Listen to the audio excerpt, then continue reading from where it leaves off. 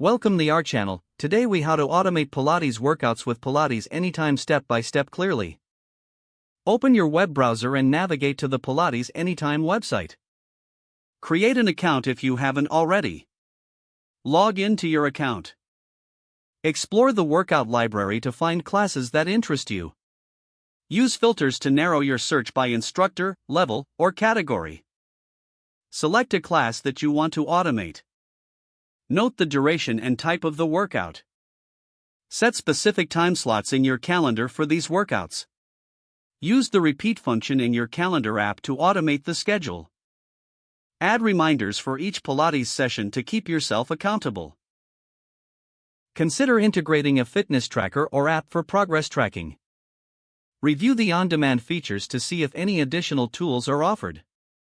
Set up notifications on your device for new classes or updates.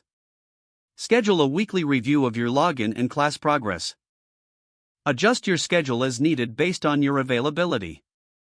Stay consistent with your workouts and modify your plan when necessary.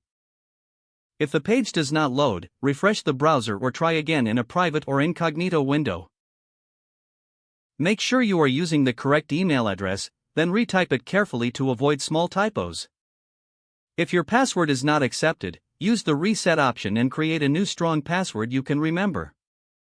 Check your spam folder for verification or security emails, then complete any requested confirmation steps. Enable two-factor authentication if available to improve account security and reduce unauthorized access risk.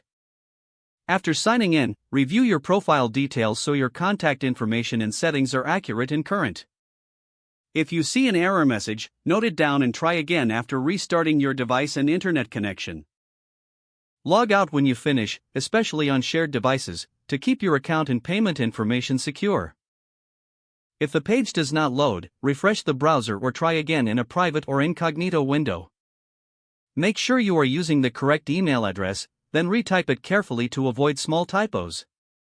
If your password is not accepted, use the reset option and create a new strong password you can remember. Check your spam folder for verification or security emails, then complete any requested confirmation steps. Don't forget to like this video and subscribe to our channel for more step-by-step tech guides.